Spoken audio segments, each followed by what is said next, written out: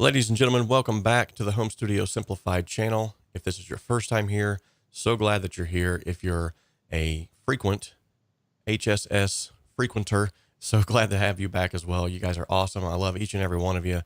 You know that you have helped to formulate this community into what it is. And today we have a very special show lined up for you. You know, I'm always trying to help people. For those of you that don't know, though, the whole basis of this channel exists to simplify the complexities of the home studio and to help you make professional sounding music in a less than professional space.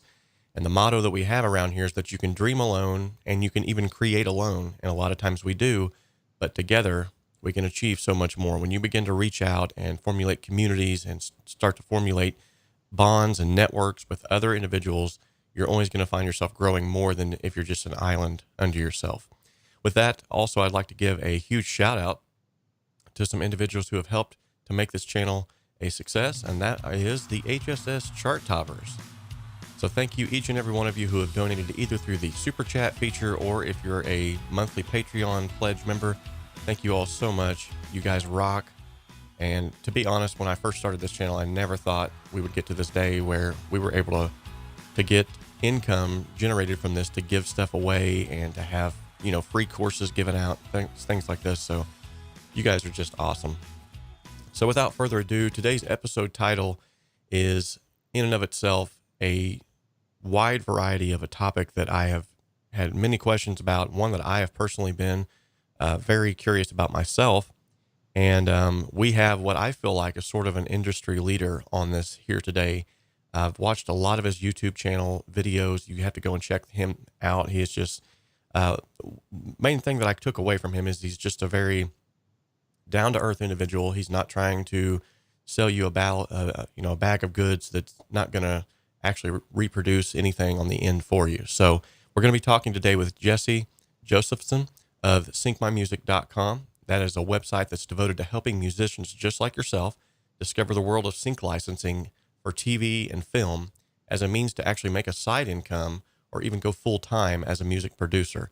Now, Jesse's had his placements on the Discovery Channel, CNN, Disney, the Travel Channel, and that's just to name a few. He's very graciously stopped by here today to share with you his knowledge, as well as to help you get a grasp on how you could actually benefit from this sync licensing world as an ambitious musician. So without further ado, let's go ahead and introduce our guest today,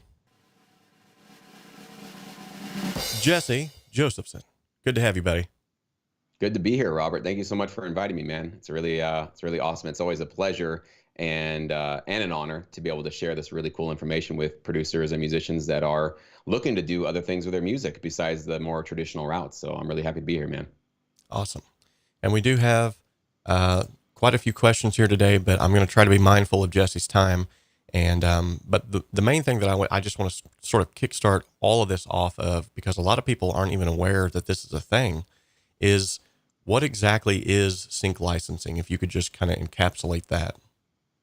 You're absolutely right. I think if you guys are watching this video right now, you are probably in a 5% minority of producers and musicians that even know that this is a potential source of income for you. Sync licensing simply is music, songs, recordings getting placed into content and various types of content: movies, TV shows, commercials, promos, even radio commercials, you name it, streaming sites, anything where there is content. It can be audio or video, where there needs to be a music placement behind it, or in the foreground. It can be sort of the feature. That is just called a synchronization placement, a synchronization license. Awesome. So what exactly got you specifically started into sync licensing? Like, how did you find out about this, and what made you think like this is something I want to gravitate to? So probably like most of you guys, when I was much younger, I had a band and I was very sure we were going to be the next, I think, Linkin Park or Gym Class Heroes. We had, maybe Fall Out Boy. We were very sure. We had a pretty decent opportunity. We were working with Tyrese Gibson, who is the R&B artist and actor. He had a little production company back in the day. He signed us. So we were like, wow, like, okay, he's not a label, he's a production company, but I mean, he's Tyrese, and Transformers was just coming out. So we thought, all right, this guy's just going to walk us in the door of any major label, and we got a deal. Very arrogant and very young of us to think that way. It didn't work out, unfortunately. It was a great opportunity, but in the course of being in that situation, we were introduced to many just people. We were in LA and just kind of meeting people all the time. And one of the people that we met was an owner of a music library. And he pulled us in and said, "Hey, you guys got some great music. I think we might be able to get you guys some placements." He was showing us that he had made, I think he had over, was it 10,000 placements at the time? He was showing us his royalties. He was like, "This is like a real thing. You can get placements on TV and you get paid for it." So it was sort of like a first class, like front row seat to like, whoa, it just blew my mind. I went to college for 4 years, studied recording arts, studied music business. Guess how many days I learned about sync licensing? Zero. Right. Nobody ever taught me about this stuff. Never even was exposed to it. Didn't even know the name of it. It was just crazy how I spent that much money and time on education. And it took me going to LA and just being in the business to actually learn this stuff. So, unfortunately, as a band, we decided it's not really for us because this library needed to take control of our publishing. And we can talk about that. It's a very common deal structure when you work with music libraries. So, as a band, we're trying to be rock stars, and giving up our publishing to a music library didn't make sense for our strategy. So, we decided as a band, no thanks. Thank you, but no thanks. But I had, I guess, some wisdom to stay behind a little bit after the meeting and say, "Hey, man, I know as a band, probably not the right thing for us, but I like to make music. I wasn't good at the time. I was terrible, but I like to craft my own little beats and tracks. I was using my little Apple MacBook computer. And I said, "Hey, can I maybe throw you some beats? Like, are you cool with just instrumental tracks?" He's like, "Oh, absolutely. That's pretty much mostly what we do." I was like, "Okay, I'll throw you a couple and let me know if it's good enough. And if not, maybe you can help me get better or whatever. Or if not, just let me know how I can improve and I'll try again." And he really just sort of took me under his wing and gave me my first contract. I remember I got a couple of, they call them consideration fees, which is basically sometimes a library will pay you a little bit up front just to say, "Thank you for letting us exclusively distribute your music." And I remember it was like a $500 check. And it was the first time really that I'd ever been paid for my music. And I was just like on cloud nine for months after that. Like, I mean, it wasn't enough to even pay my rent, but it was still like, wow, like this is really a thing that can happen. You can put music into the world and get a check from it. And so that basically started my path to learning really how this business worked. Now, I made tons and tons of mistakes along the path, along my way. So hopefully in this interview, we can talk about those because the reason why I started Sync My Music here is because I don't want you guys to make the same crappy, terrible, thoughtless mistakes that I did, because I could have obviously burned out many times. And I pretty much felt like burning out so many times because this is not easy. I don't want you guys to think that this is just all, throw your music out into the world and it all comes back to you and it's super easy.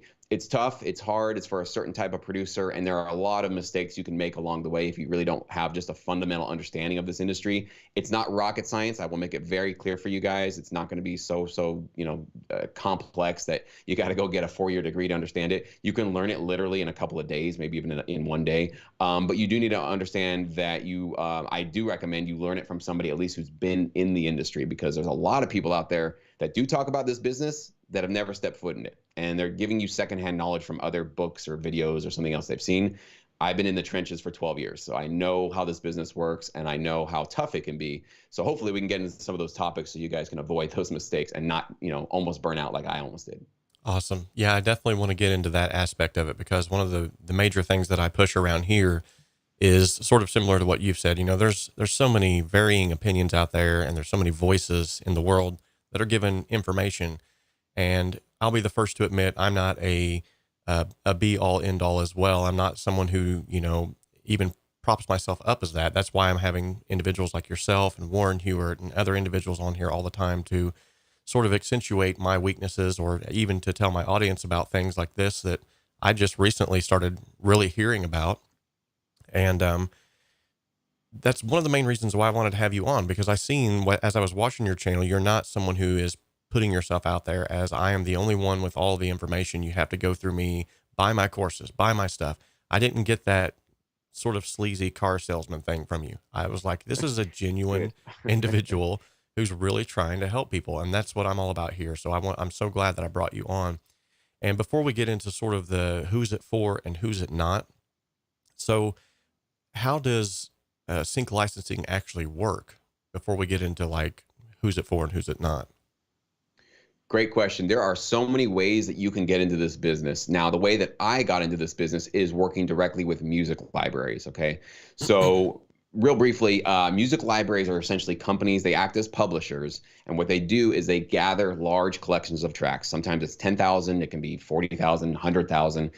There's smaller boutique companies that specialize in smaller, clients, and there's the bigger ones out there that they basically gobble up other catalogs. So they have literally like collections of catalogs, like just tons and tons of music out there. Their job, their sole purpose in life is to basically go out to the TV industry, to film industry, to trailer houses, to people putting commercials together, ad agencies, anybody who has content like we talked about before, and pitch them their music to say, hey, you're putting together this. You got some sneaker commercials coming out for Nike. You probably need some great original, awesome music for that. Or you got a reality show about people living in the South and living out of shacks or something like that. You probably need some cool bluegrass, Southern, kind of dirty rock music or something like that. We've got you covered there. Right? Their job is to go wine and find as many clients as they possibly can that are useful for that are basically relevant for the kind of music that they carry inside of their catalog. So that's basically what they do. Now, my job, and maybe your job, if you guys want to follow in my footsteps, is to do one thing: supply high quality licensable music to that library or to those libraries. Okay. And that's what's really cool about the way that I've done it is I don't have to go wine and dine. I don't have to go pitch my music to people. I don't have to do a lot of networking and flying around. I mean, back in the day when we actually had networking events, but you don't have to do really much of any of that because all of this stuff is really online. You can really just send emails to people. You can send them social media contacts, library owners, that kind of thing. And that's how I got into every library that I've worked with. There's literally an email or a Facebook message. That's literally it. And your music speaks for itself. So if you come to them and you have a good pitch, a very custom pitch, and a very tailored pitch, like not spammed, right? We don't want to send the same tracks to 20 different companies and go, hey, somebody will like it. Let's see what sticks. You're going to shoot yourself in the foot, and you're going to be making enemies very quickly if you do that, because if you send it to, even if you just say you send one album that you have to 3 different companies, well, what if 2 or even all 3 of them come back to you and say, we love your music, we'd love to sign you? Well, so who do you want to disappoint right away, right? That's who you get to choose. So I'm going to disappoint 2 of you guys and tell you that I bait and switched you, that I told you I had an album, but I'm actually going to give it to this other company and you guys don't get it. So there are a lot of companies to work with, but there's not enough to make enemies out of, especially not that quickly in your career. So definitely having a smart approach, and we can talk about how to do that. So that's one way to get started, is to work directly with libraries. And that's what I've recommended to my students because it's just what I've known. The other approach, which I don't see as very feasible, is going directly to music supervisors. Now, I know that a lot of people say that you can do this and it works out, and I know it has worked out for some producers. I'm not going to say it hasn't. But I'll try to make a very quick case why I think directly pitching to music supervisors is just not smart. I don't think it puts the odds of success not in your court, not in your favor. First of all, how many emails do you think music supervisors are getting every day? Dozens and dozens, maybe even hundreds, right? Because they're out there, they're on LinkedIn. And if you've been looking for music placements, you've been looking who are the music supervisors out there. There's lists out there, there's directories out there. People know who they are. They know how to get a hold of them, right? So, and these are usually just one man or one woman operations. They don't have a staff of people to gather and screen all these submissions and these like LinkedIn messages they're getting. It's just one dude, it's one girl, that's it. So right off the bat, do you want to be 1 out of 100 messages they receive on a Tuesday and hope that gets through to their attention, that they'll actually not only click on your message, but then go click on your music and listen to it? Already, your chances are very, very limited. Music libraries, on the other hand, are always interested, most of the time, in bringing on new composers because a lot of composers flake out. They burn out, they leave, and then they need to replace them with somebody else. So it does happen a lot where they need to have somebody new come on board. And a lot of times they're also just looking for new talent all the time. And they have staffs. They usually have people that their whole job is, hey, you listen to new music. If it's good, you sign them to our company. That's what their whole job is. So they're set up for that kind of thing. Secondly, was back to music supervisors. Even if you're one out of 30, 50 people to get through their inbox, your music has to be the right style, the right tempo, the right emotion, the right sonic sort of quality, and it has to be the right fit for their particular project that they're working on right now. And usually they're going to work on one project at a time. A supervisor, it takes up so much of their time.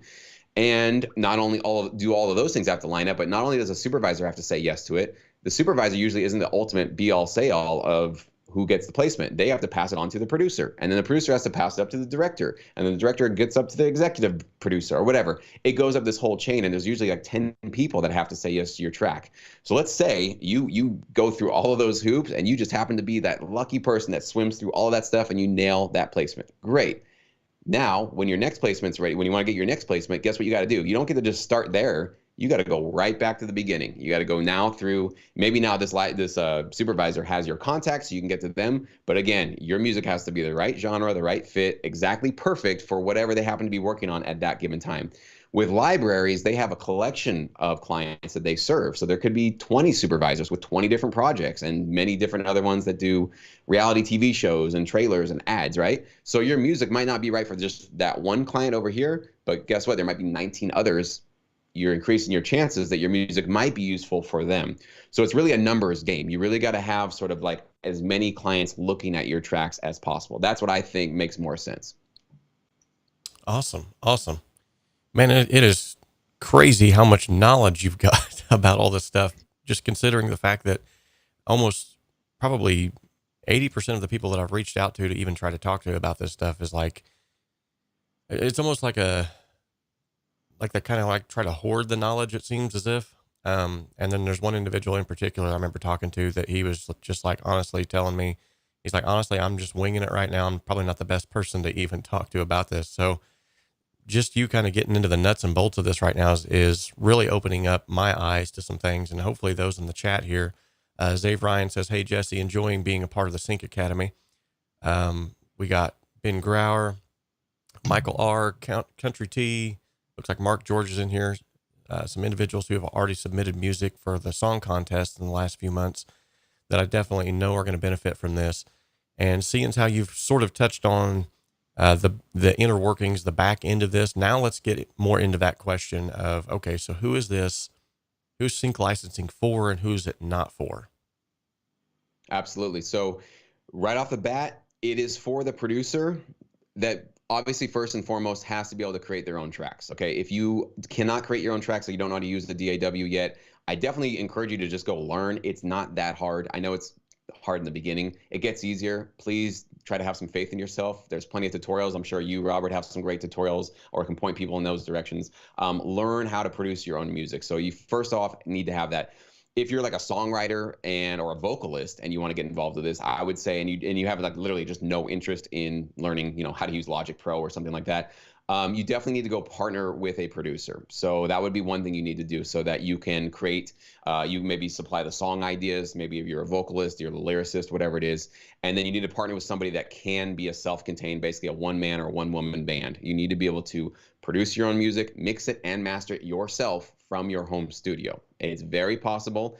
I am not an audio whiz. I did go to college, but I did not become a mastering engineer. I did not become a mixing engineer. I've never been hired professionally a day in my life for those services.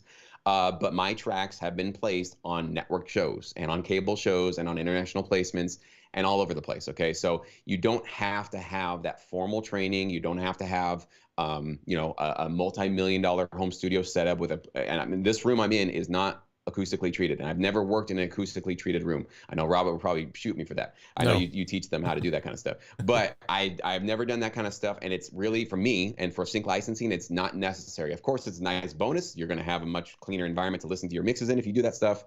But at the end of the day, it comes down to, are your tracks high quality and what I call licensable, which I don't know if it's a real word, but I've invented it.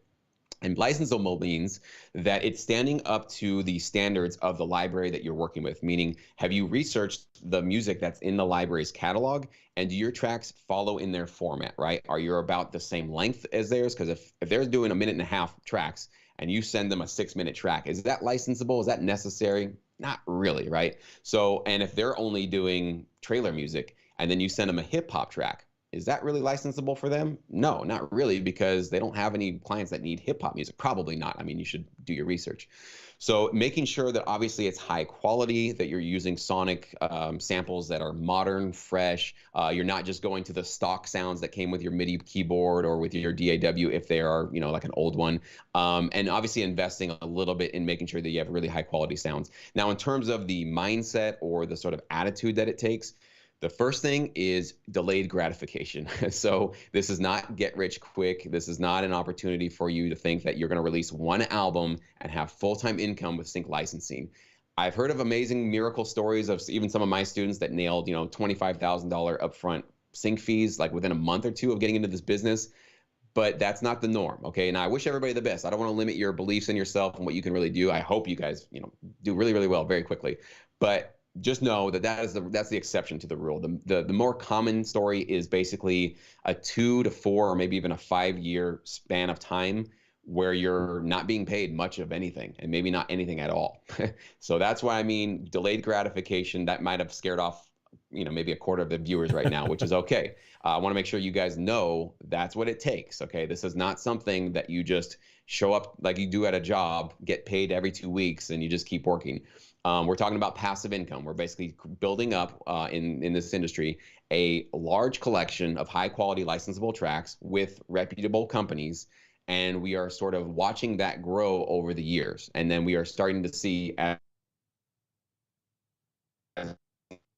with our royalties, and we see more and more passive income building up. That's what this is for. So if you can think about your life in terms of I'm doing this for the next 20 or 30 or maybe even 50 years of my life, then thinking about committing a couple of years in the beginning to not having any income but just like hustling, it doesn't seem like a huge issue. But I think a lot of people on day one, they have this false expectation that they're going to get, on the first royalty check, they're going to have $10,000 coming into their bank account.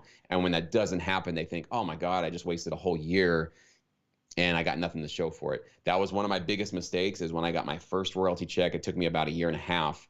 It was for 14 cents and it was for, I forgot the network, but Kirstie Alley was the actress in it. Lifetime. It was for a Lifetime network show. And I remember thinking, I did get a couple of checks here and there from the library, but I was thinking, I just spent a year and a half of my life for 14 cents in royalties. Was this just the biggest waste of my life ever? Like what's going on with this?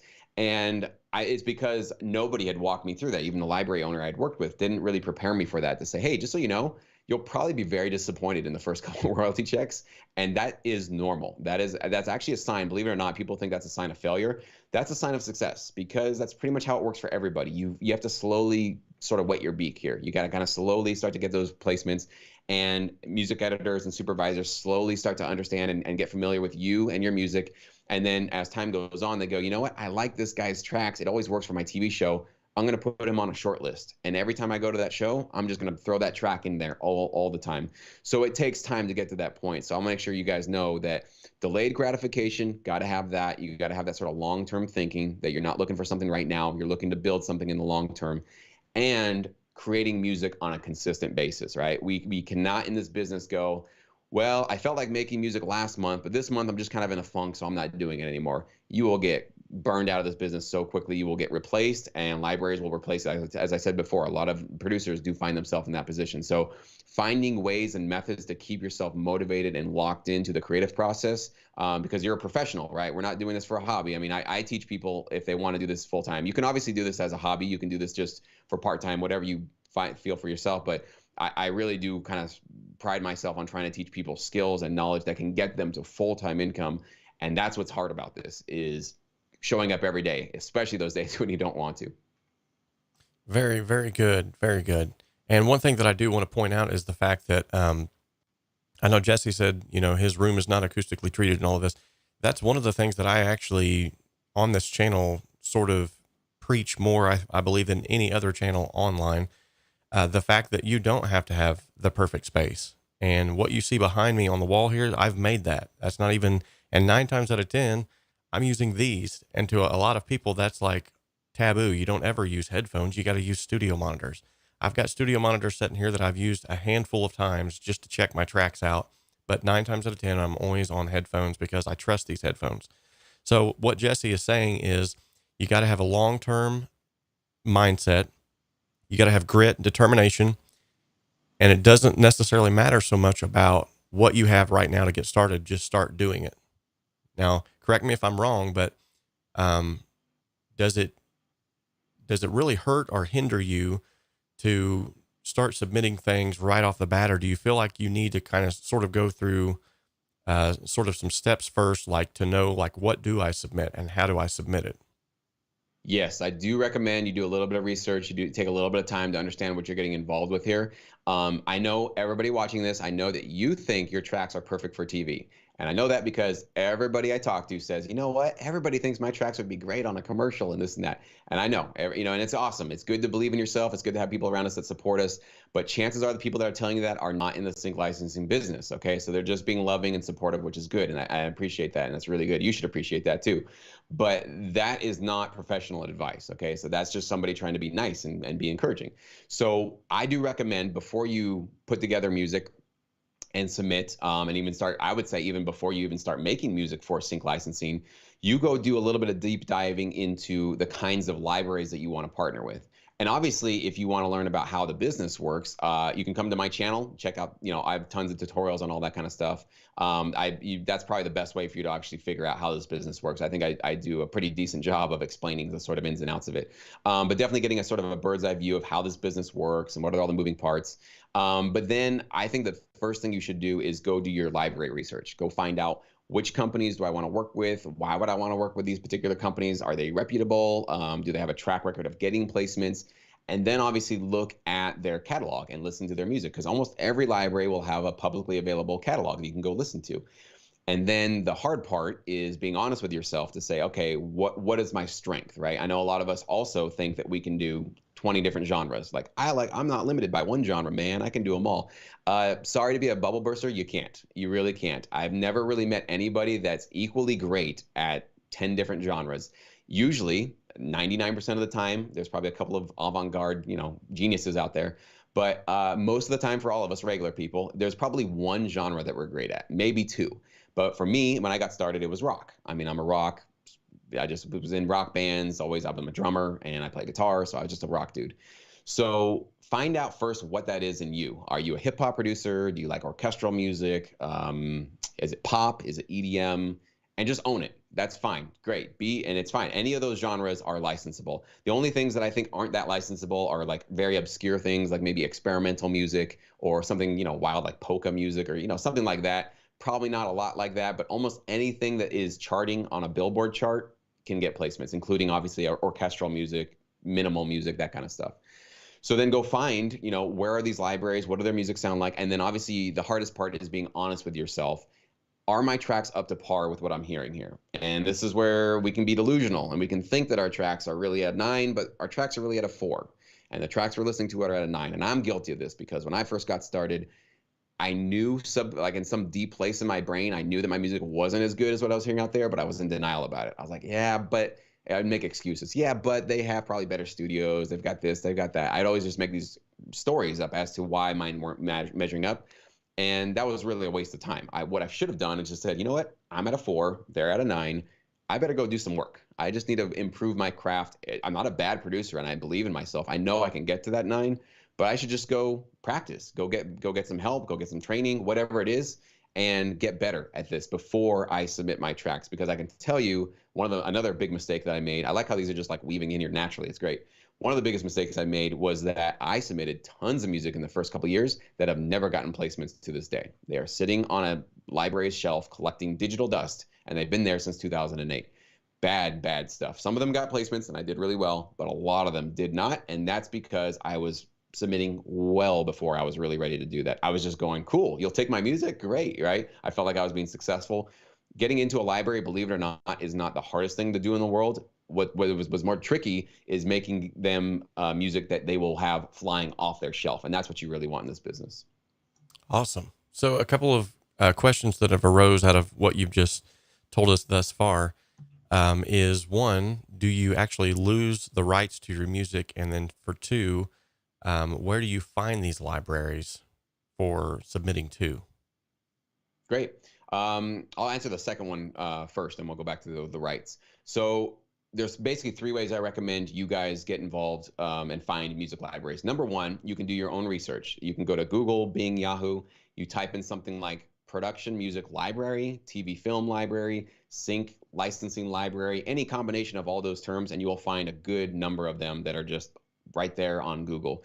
Couple issues with that though. You're not going to find every library because libraries are more in the business of being reaching out to clients and not necessarily being discoverable by producers. So they're not always, just because they're a music library doesn't mean they're also great at SEO, right? Getting their website discoverable on search engines. So you'll find a few, but you will not find a comprehensive list. So I've created a couple resources through Sync My Music to help you guys find those companies.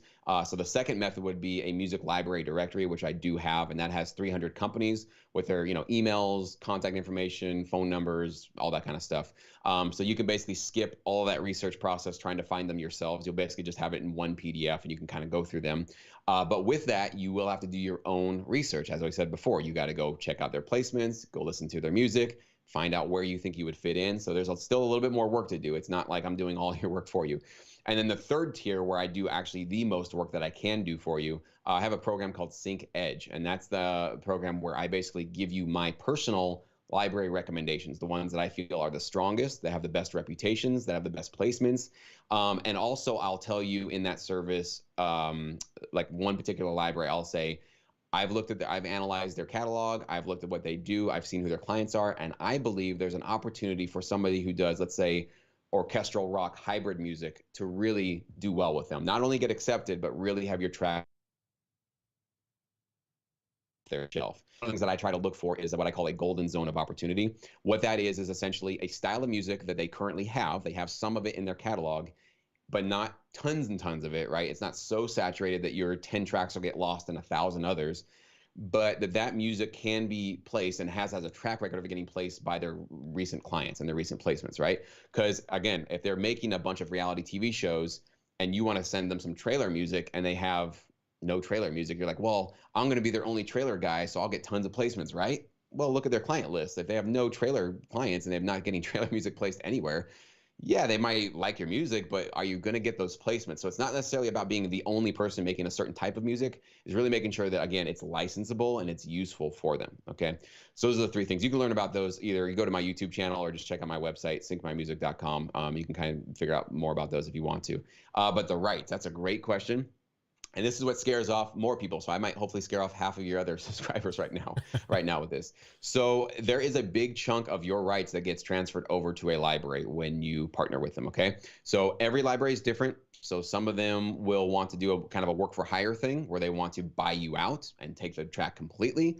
But all the time, almost every time, I would say, they're going to still allow you to keep your writer share, okay? If you guys are not aware, when you earn royalties, basically in anything with music, there are two sides to your royalties, right? There's the publishing side and then there's the writer share. Okay, so you as the producer, as the creator of the music, you should be earning 100% of that writer share unless you co-wrote with somebody, and then you got this 50-50 split, right? But you should be getting, that's basically half of your income is this side of it. Now the library, 9 times out of 10, they're going to ask for the publishing, okay? That's what gets a lot of producers and musicians scared, because they're like, I've heard you never sign up your publishing. I heard that's selling your soul to the devil. I've heard this, I've heard that. Okay, here's why I've been selling and transferring my publishing over to libraries for years. I've never lost an ounce of sleep over it. I've never felt like I sold my soul. I never felt like this was a terrible move for my career.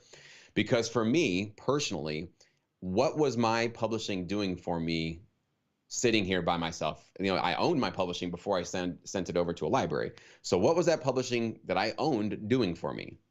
Nothing. It was literally doing nothing. I owned it, but I owned 100% of a grape. That's what I was owning, okay? When I go to a library that can get me income and get me placements and obviously exposure, which is cool too, I feel like I'm giving up 50%, but I'm going to get 50% of a watermelon, right? So which one do you want? Do you want half of a huge, massive watermelon that can feed you? Or do you want 100% of your grape that's sitting there doing nothing for you? So that's, for me, why it made sense to go enable and empower people to go shop my music for me while I'm working on music and while I'm sleeping and while I'm not even thinking about sync licensing. I've partnered with so many people at this point that I have people around the globe getting me placements that I've never met. I'll probably never know their names, most of them. But because of the arrangements and the agreements that I've signed up, people are pitching my music. Of course, others as well, but I am in these catalogs that are getting pitched. And guess what? I don't have to pay them. I don't have to say, hey, please go, I'll pay you a monthly fee. Go pitch my music, go do that. No, they don't get paid unless I get paid. It's a partnership, right? So that's one of those things where it takes a little different thinking, right? Because a lot of producers and musicians, they get scared when they hear this kind of stuff.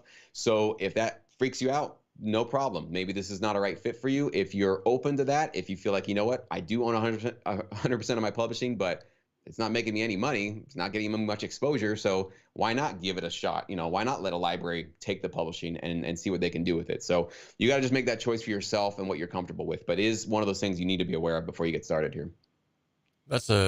Man, you're just like taking the blanket off of things right now. It's awesome. So the question that I have then is, what is the difference between licensing and publishing? Okay, so the way that because those words can be used in so many different ways. I understand like the terms here are very, very confusing. Here's how I understand those and how to make sense of it. So publishing is the big umbrella that you can do a lot of things with your music with, right? So you can make, I mean, back in the day, I don't know if they still do this, but sheet music, you can publish literally sheet music. You can obviously put it out on the radio. But basically anything you can think of with your music, you can literally publish it. Publishing is essentially the act of doing something with your music, like monetizing it in some way, lending it to somebody, putting it in certain forms, all that kind of stuff, right? And there's so many different ways that you can monetize your music with your publishing. Sync licensing is one of those avenues within publishing. Okay, so if you're signed to a publisher, so they might try to pitch your music to songwriters. Let's say you're a songwriter, right? And you've got some music. So a publisher might not only pitch your music to other artists and say, hey, you got to record this guy's song. It's really great. It's going to be a hit. But they also might send it to a music supervisor and say, hey, you got a cool TV show. We think this would be a good fit for your show. So licensing is just another one of the little pieces of pie in the greater one of publishing. So it's just one additional avenue that you can pursue. When you get working with libraries, though, it is basically exclusively all about TV film licensing, though. So even though the library acts as a publisher, they're not going to pitch your tracks. It could happen, but it's very rarely. Probably not going to happen. They're not going to go pitch your tracks to artists or try to do other things with their music. They only have so many hours in the day. Their only specialty, their only niche is really trying to get your tracks placed on TV shows, movies, and commercials. So when you follow the path that I've gone, you really are 100% committed to sync licensing. Now, a lot of you guys, if you are artists, if you have, you have a fan base and you're trying to basically get some public kind of thing going on, what I recommend you do is probably create separate catalogs if you want to do licensing as well. So you have your artist catalog, you have your artist music that's just for your fans, it's for the public, it's for your social media, all that good stuff. You do your music videos, right? And then you maybe want to create separate music only for sync licensing, because some libraries will not want to distribute your tracks if it's publicly available. They might want to have exclusive control because they don't want their clients to be able to get your music elsewhere. They want to tell their clients, hey, if you sign with us, you get this awesome artist tracks or this producer's tracks, and they're not available anywhere else online. You have to sign with us to get this awesome music. So not every library is like that. Some of them are cool with you having public available tracks, but some of them will have an issue with that. And I know a lot of artists, they don't want to maybe have their fans know that they're doing sync licensing. They kind of want to keep their brand separate. And that would be another way to do that. You can use a pseudonym, you can use a different name, you can completely just keep it like hush hush, like basically just between you and the library, and it can start to become a secondary source of income for your artist career. So would you recommend then actually having your music copyrighted beforehand, or not? Don't do any copywriting until they get a hold of it? Yeah, copywriting is interesting. So copyright, you actually create a copyright the minute your music is in any tangible form. So a lot of people think that sending your music to the Library of Congress is actually creating a copyright. It's actually not. You are the copyright creator. So if you have a DAW session and your track has been composed, that is your copyright. If you've bounced it into an MP3 or you put it on, well, they used to have CDs, but you put it on, your phone, a digital format, anything like that, that is a copyright. So the question then I'm guessing is, do you need to submit your tracks to the Library of Congress before you go off to a library? Now, I have never personally done that ever. Okay, it's expensive. First of all, they charge, I think it's, I don't know, 30 or 40 bucks per song. So it's a really expensive endeavor to do. And for myself, when I work with libraries, essentially what I'm doing is, I mean, it depends. Some of them you're transferring your rights over, others you have a different sort of situation. But for me, it never made sense to do that, mostly because the chances of things being stolen or ripped off or copied are very, very low. And the reason why I've made sure that that's a case for me is that I do not use pre-made loops, okay? And this is a big issue that I got into on my channel last year, where if you're going to something like Splice, which I love Splice, but there was a big problem with a lot of producers going, hey, I want to make a track and I'm going to go find the pre-made, it's like basically a production pack. I'm going to go get the pre-made chord progression, a pre-made lead, and pre-made drums. I'm going to just download those all, stack them up in my session, call that a track, send it to a library. Big problems can happen, even though you're allowed to legally do that, even though Splice's terms of service allow you to do that. The problem is that artists or other producers who can do the exact same thing, because it's literally just a couple of clicks of buttons, they can then go make a claim on you and say, hey, you stole my track. I put this track out and I did this. And I've actually had a library buddy of mine basically have a fraudulent lawsuit of somebody saying exactly that. And you definitely don't want to get stuck in that kind of crap. So the more that you just create your own original music, and if you're going to use samples, just use like the one shots and, reconfigure them and get the sort of, whatever you need to do to, pitch them or do whatever you want to do to them. But stay away from definitely melodic loops or lead loops that have a recognizable melody, unless you're going to really seriously alter them and reverse them and change the sound and add some plugins or do something completely different, because that's how you're going to get in trouble in this business, is having sounds that can be so easily duplicated by other people. Okay, so he's already touched on so many things here. My head's swimming right now. One of the things, though, that you sort of have kept touching on that I want to make sure that we get this question in before we let you get back to your day is, so you've talked a lot about making sure that a track is licensable.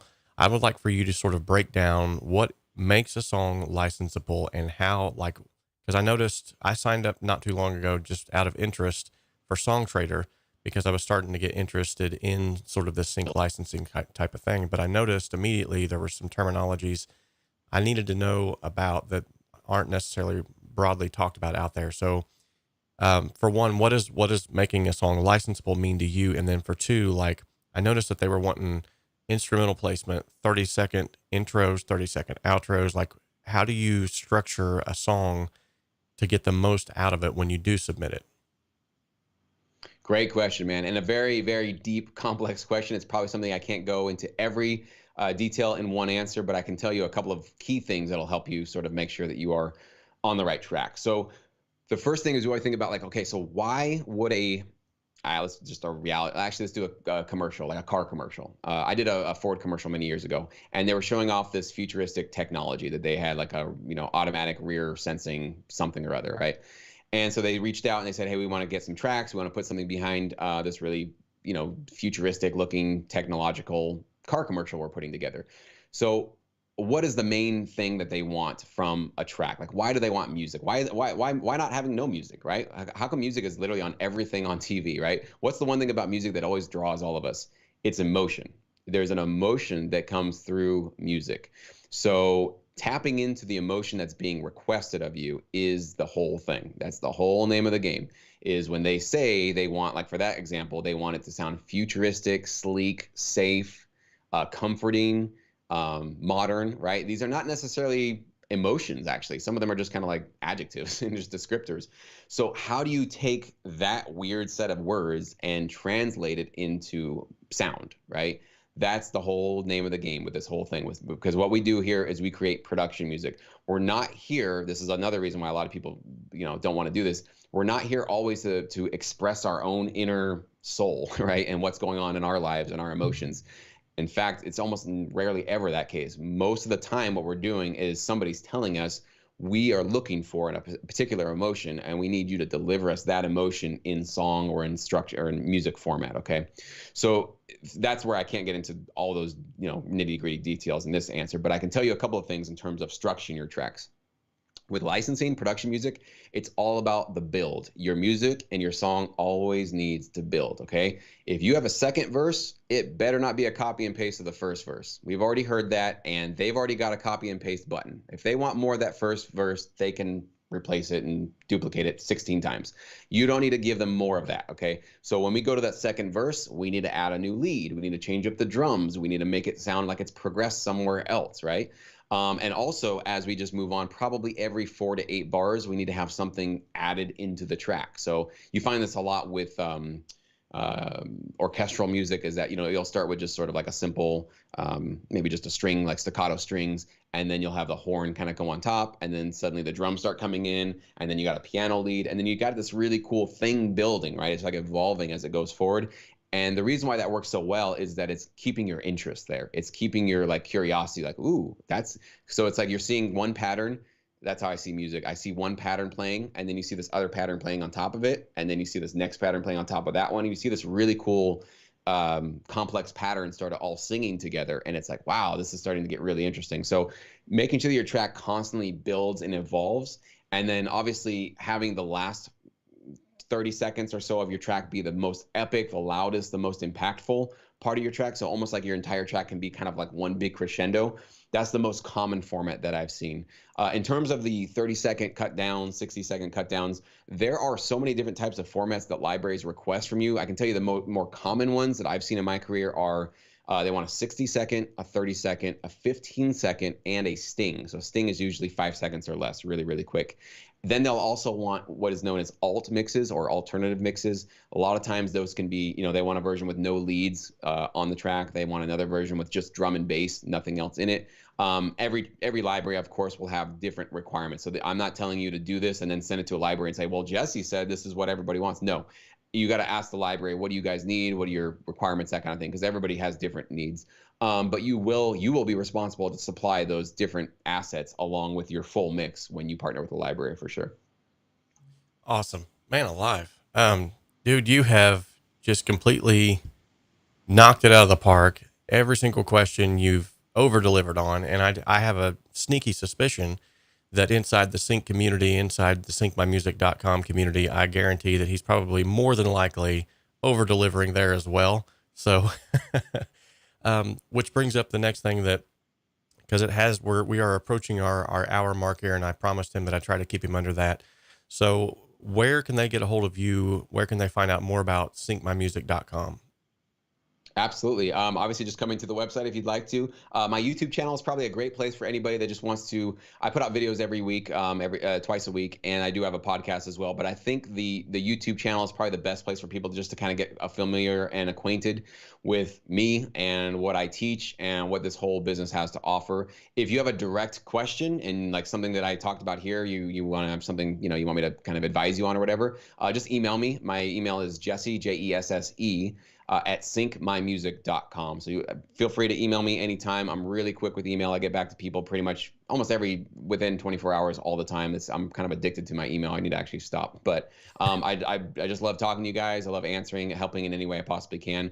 But yeah, check out the YouTube channel. It's just Sync My Music. You'll see some really cool, valuable stuff. I release a lot of great stuff there. I've also released on my channel, the Sync Academy is my sort of like exclusive community. That's the premium community where you do need to pay if you want to be a part of it. But I do occasionally release some of the tutorials that I release in Sync Academy on my YouTube channel. And so definitely check those out because I think a lot of those are very useful. And what I'm getting into now lately, which is like, we won't get into this now, but I'm really getting into more of the psychology of success because, learning the technical stuff, like what we talked about today is really pretty much all the technical stuff, right? Like how to craft tracks, how to partner with libraries, how to research, analyze stuff. Believe it or not, that might seem overwhelming because maybe this is new to you guys. That's actually the easy part. The harder part is what you're doing to yourself subconsciously, sometimes consciously, like how you're thinking about yourself, how you're thinking about your chances of success, what story you're telling yourself about getting involved with this. So I'm getting into some really interesting topics now in terms of getting your mind right for this kind of stuff, because like I said, it's so ripe for burnout. It's so hard for this business that if your mind isn't really, really healthy and really strong, you're going to feel defeat. And Lord knows, us producers and musicians, like we just get kicked all the time. Like we don't make money. We don't, and nobody really values what we're doing. And a lot of times we're like the only ones believing in ourselves. So we're no strangers to like struggle, right? And pain and all that kind of stuff. So, just having, and I want to be definitely a champion of musicians and producers to say, it's really up to you though. Like you're not a victim of anything. Like, yeah, you might have not, gotten the opportunity that you wanted from this company or that company, or maybe a library will not respond to you, or maybe they'll just flat out reject you. But you don't have to be a victim, actually. Claiming a victimhood and saying, well, it's, woe is me and it didn't work out for me. That's you doing it to yourself. And so a lot of the stuff that I'm trying to teach the community that I'm in charge of right now is how to get rid of that sort of self-defeating attitude and those mindsets and those sort of just stories that we tell ourselves. They're really, really harmful for our careers and for our just mental health. So check out that stuff on the YouTube channel. I think you guys will like it. Awesome.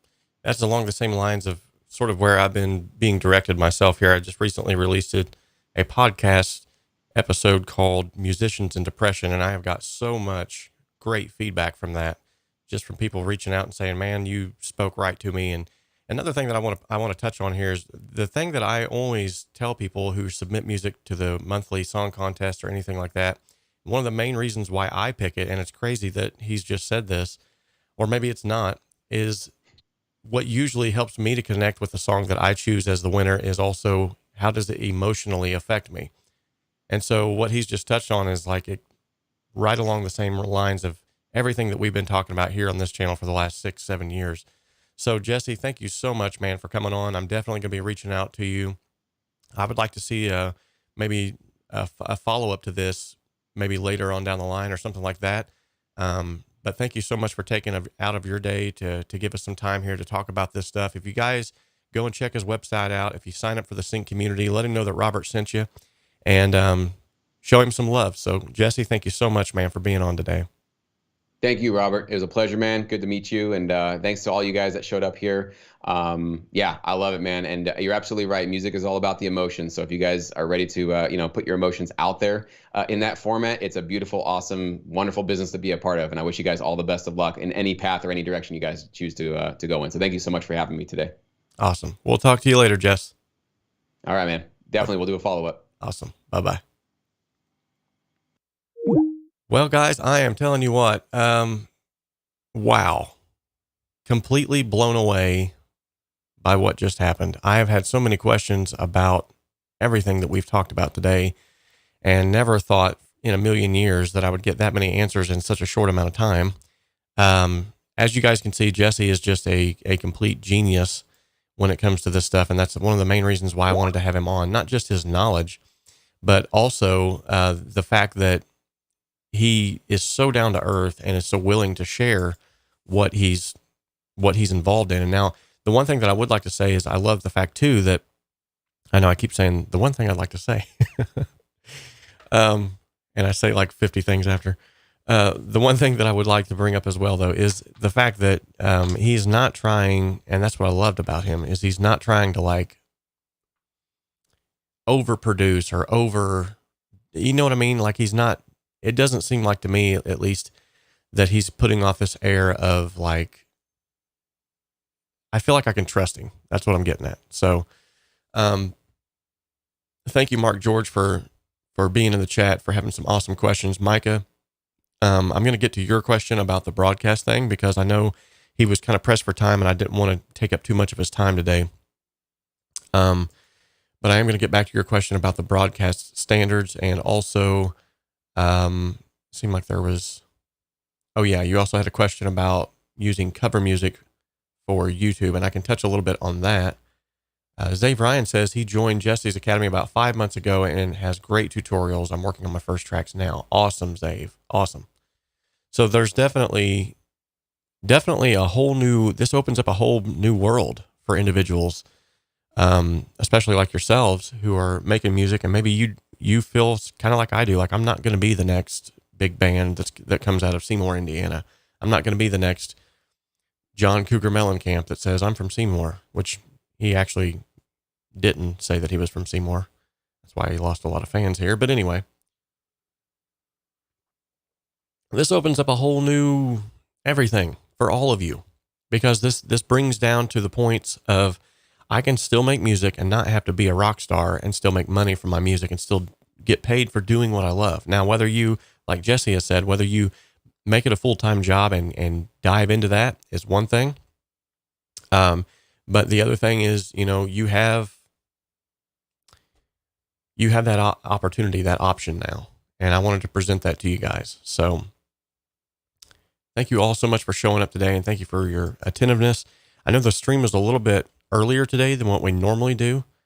But I wanted to make sure that I accommodated his schedule, and I'm so glad that I did, because I see some things happening, at least in my mind. I see some things possibly happening in the future with the Sync My Music community and Home Studio Simplified, because I know one of the things that he said was he was talking about that some individuals are struggling with getting their tracks to sound good enough for release, and that's what I'm all about. And then some of them didn't know about it, but their tracks sound great. That's what he's all about. So I kind of see like a marriage here of beautiful purpose. So maybe I'll be able to reach out to him, and maybe we can do like a collaboration event sort of a dual training, a sync my music and make my music sound good kind of thing. Along those same lines, we are still having the January song contest. We've got a few submissions in already. I want to let you guys know that the link to submit to that has changed, not much, but I'm doing sort of a different format now. And the reason why I'm doing this different format is because I noticed that I was sort of losing people through the cracks. In fact, this last, what was it? December. Yeah. The December song contest, we had a winner that still has not reached out to me to claim their winnings. That being they haven't even reached out to say, hey, I'm glad I won. So what I would like to do going forward now is I'm going to have this a little bit different format. So you're going to fill out a form, which I'm not collecting email addresses from it. I'm not doing anything crazy like that. I'm literally just using this form so that I can follow up with people who win. They don't slip through the cracks. I don't lose them. And if I would have had an email for the entrant who won, maybe I could have reached out and said, hey, by the way, you won. Send me your song. I want to mix and master it for free. But I was not able to get a hold of them, and they have not got a hold of me. So that's also kind of unfair to those of you who did submit that had a chance to win. And so along those same lines, I want to go back and I want to say, because the winnings rather, were not selected, and they didn't get chosen, or they got chosen, but they didn't follow up, I'm going to go ahead and choose a different winner. Just sort of by default from now on, if I announce you as the winner and I get no contact within 2 weeks of you winning, then I'm going to go ahead and say, well, you forfeited your winnings, and I'll either choose another winner or, unfortunately, no one will get to benefit from that. So with that being said, I'm going to go ahead and say, out of all the submissions that I had that last time around, yet again, there were so many to choose from. I do want to go ahead and let me make sure I get the right song title here. Let's see, where's it at? Hey, Keith, good to see you, buddy. He's definitely legit, for sure. That guy, not only does he know his stuff, but he's just so down to earth. Love his attitude and his spirit. I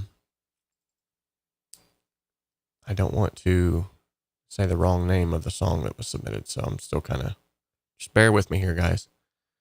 While you guys are waiting for me to find this, though, I do want to share with you sort of where the track is that we've collaborated on. And this is the song called Crossroads that I'm currently working on, getting ready to finish it up, hopefully this week for release. And it's really come a long way. I want to thank Chris Knowles. I want to thank Marcel Walden. I want to thank Jason Reeves. I want to thank Brian Barton for helping out with this track. You guys did an awesome job. They are part of the HSS session players. These are individuals that I have been compiling a list of session players. If you play an instrument and you want to be on that list is basically for me to say, like, I get people all the time that reach out to me and say, man, I wish I had a good drummer that could play this, or I really need a bass guitarist to help me out with a song.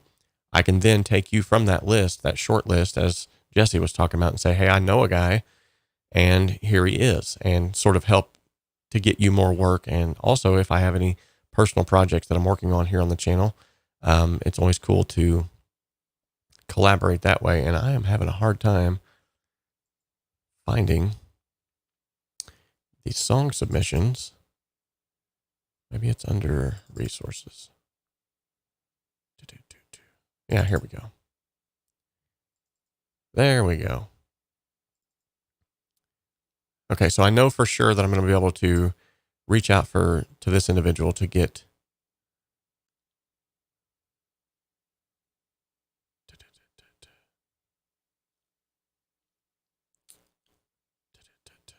okay, here it is. So the individual that will be chosen in place of Raihan Rosalie, the song that never happened, that won, because they have not followed up, the entrant that will be chosen, sort of the runner-up of all of this, is going to be none other than Bob Consley's The Ascent. So if for any of you who are in the chat, if you can reach out to Bob Consley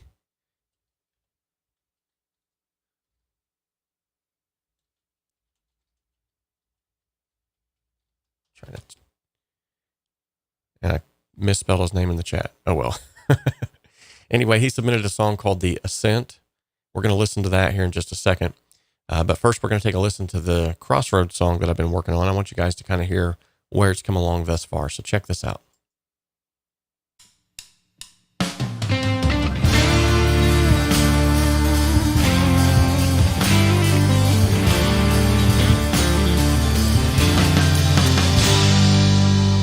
He's got a golden guitar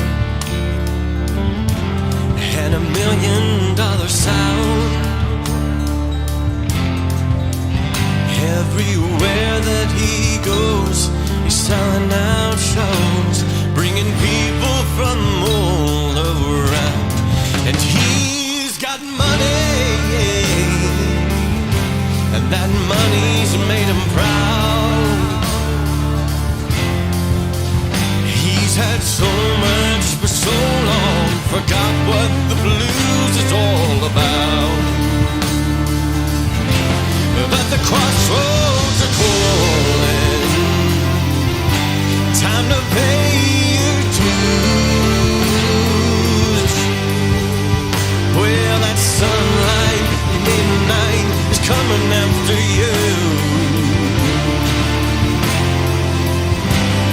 And the crossroads are calling, time to reap what you've sown.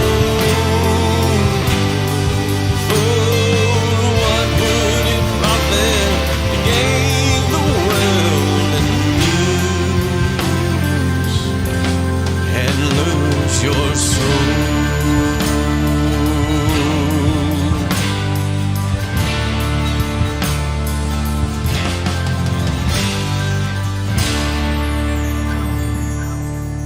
You've squandered your wealth on things that won't last. You've based all your happiness on things you never had in the past. Your kingdom is falling like a castle in the sand. When those floodwaters rise against your house of lies, tell me, will you be able to stand when the crossroads come calling? Time to pay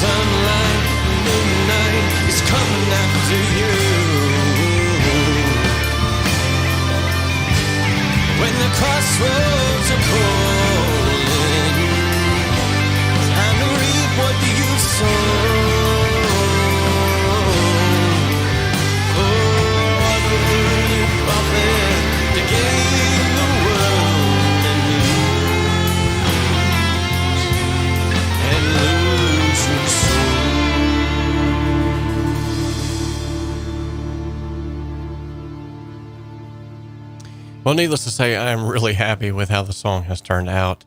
It went literally from just starting out as a little idea to where it's at now. And I mean, it literally started out with just acoustic guitar and my vocals. And even at that, it was sort of I was doing a review on a pedal, or not a pedal. I got guitar pedals on the brain.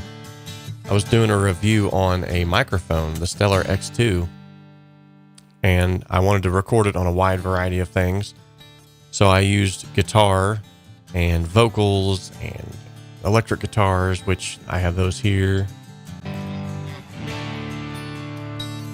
And I thought, well, I'm going to record a quick ditty, using nothing but this microphone.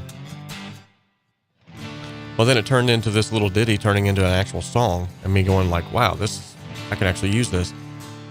To it later evolving into something where it is now, to where it's a song that I'm really proud of, and I'm looking forward to releasing it. And if you remember, if you were here on the show the last time that we talked about this song, we're actually going to be trying, the goal for this song that I want for John Mayer to listen to this song. And if not John Mayer, just some famous, not so that I can be famous, so that I can even make money off of this, but I want them to hear the message. What would it profit to gain the whole world and lose your own soul? So, and I'm going to be going more into that in the coming months whenever I talk about the breakdown of this song and things like that. So, looks like Marcus Berzins says Cakewalk is the best, and I do believe he's a first-timer, so let's give him a nice warm welcome. Good seeing you in here, Marcus.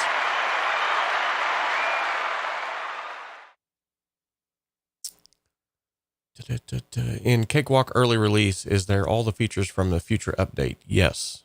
Now, there's a caveat to that.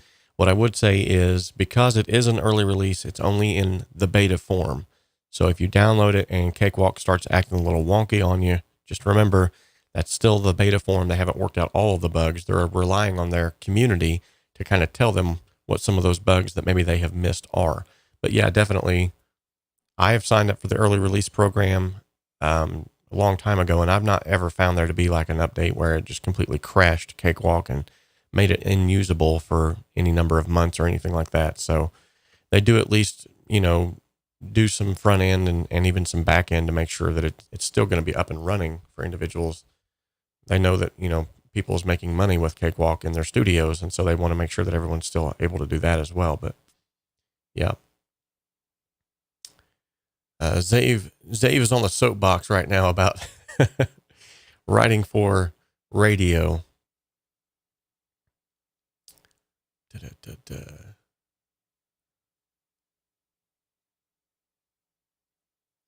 Yeah, Mark, you are so correct. And the system itself isn't completely to blame, because the system, if it works like it's supposed to, actually could help individuals. But the system, like you're talking about, the being recognized, being noticed, all of that, unfortunately stems around a lot of who you know and how you know them and how much you're willing to sacrifice to become the next big whatever. And that's sort of what this song that I'm currently getting ready to release is all about too. We got individuals in Hollywood who have openly came out and said, I have sold my soul to rock and roll. And because I've done that, that's why I'm famous. And I'm just here to tell people right now, that's not the way to go. And at the end of the day, being famous is not worth not being able to lay your head on your pillow at night. So with that being said, we are going to go ahead and end the show today, but not first without doing some things that are very needful. I didn't realize how many markers that were up here. I don't remember putting all these markers up here. I think it was from whenever I dropped in other people's tracks. I definitely want these drums to sound a little more upfront before I officially release it, because I think it's kind of lacking in the drum area.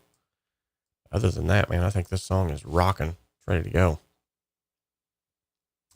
Michael R. says, I'm getting a lot of use out of my HSS mug. Thanks. Awesome. I'm glad to see it's being put to some good use. Exactly. And that's what brought, you just hit the nail on the head, Mark. That's what really got me into wanting to learn more about this whole sync licensing thing, because I thought, well, if I can make money and not have to be a part of that whole system, that would be awesome. Because I'll be the first to tell you right now, if anyone ever came to me and said, man, your music's great, your productions are great, but if you just change a few things, if you just wouldn't talk so much about, religious things, if you wouldn't talk so much about God, if you wouldn't in your music, we could really go places. I'd be the first to tell them, sorry, that's me. That's who I am. And I'm not going to go any place without him. So, with that being said though, thank you guys so much for stopping by the channel today. And we are not going to let this go by another time without spinning the wheel of awesomeness. You know, it's going to come. Marcus Berzin says, I love Cakewalk. I made piano roll in FL Studio collars, and it's the best if possible. If it is possible, customization of piano roll, much better in Studio One or another. Now, I do know there is definitely a way to change everything within Cakewalk. In fact, what you're looking at right now is my very own Cakewalk theme. And if I was to zoom in here, you can see I've even changed this up here to even have the channel tagline on it here. It says Dream, Create, Achieve instead of just being blank or saying Cakewalk. And I've even changed, some various other things in here. Like if you go to the help section and you go to About Cakewalk, instead of seeing the Cakewalk screen, you're going to see me pop up here with all of my social. That's for individuals who, if they purchase this theme, they'll be able to find out who it was from.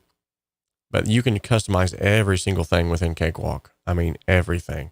So much to the point where they even include the Cakewalk theme editor, which is what I've done here. I've literally created a theme that is specific to what I wanted it to look like. I love the color blue. I love the color purples. I love those toned down colors like that. And so I've done that here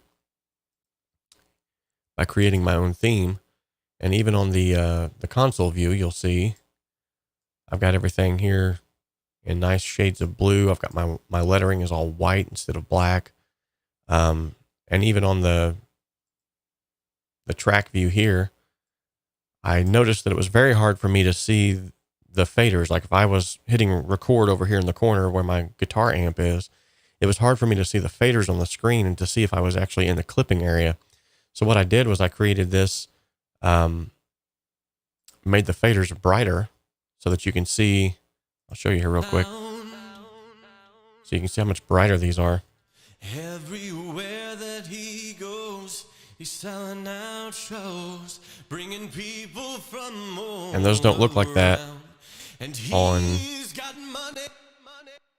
Now those don't look like that on the other screen. So if you go to the console view, they still look the same. I don't mind the way the faders looked at all. See, they still look much the same here. They're sort of toned down.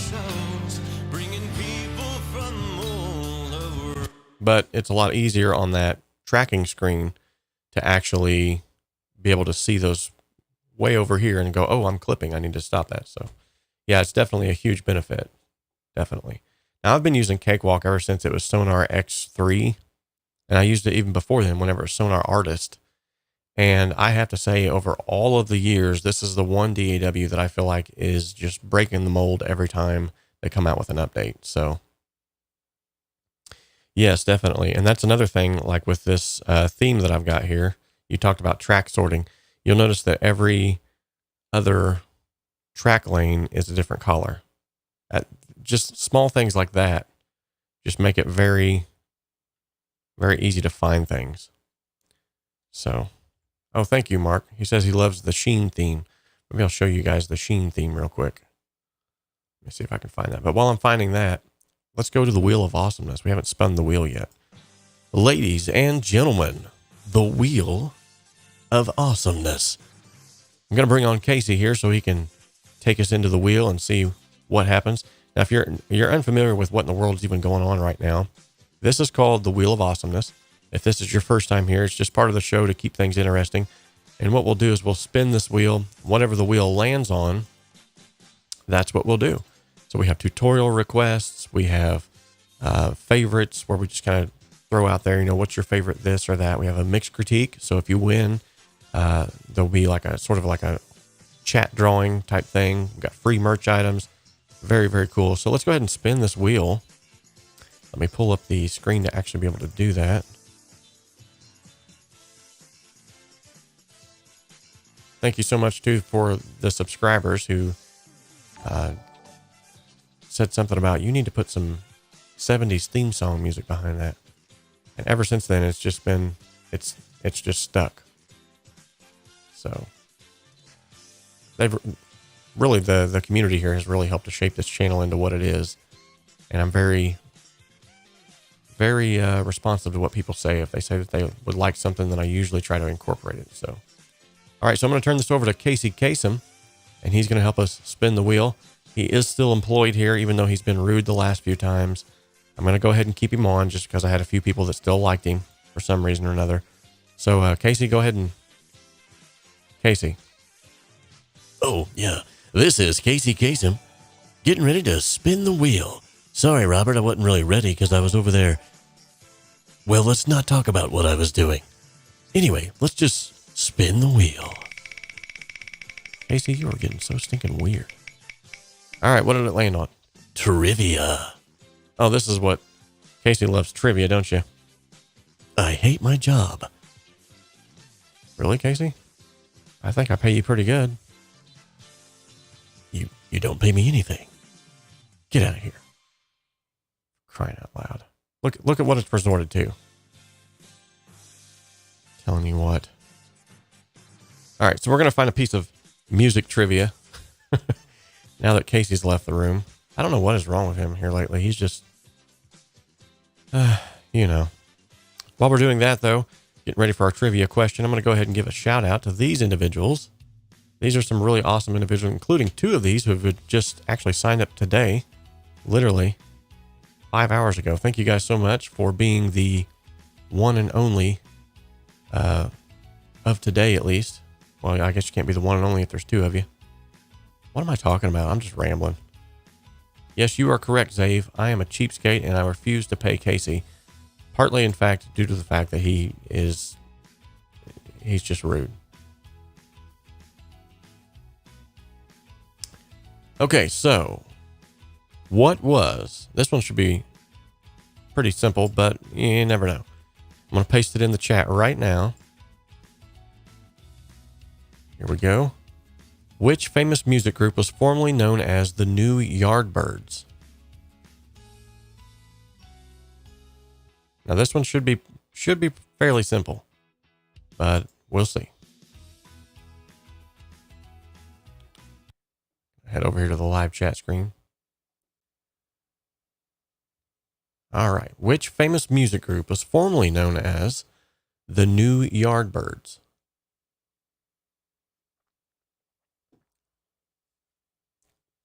And while we're waiting on individuals to populate the chat with who they feel that it was, Mark George, I have no idea. Well, let me let you in on a little secret. They are from and around about your areas. Frank Sinatra, he says. Led Zeppelin. Mocure says, no idea. Herky Acuff, Zeppelin, Pink Floyd. Got some good guesses going on here, guys. Got some good guesses.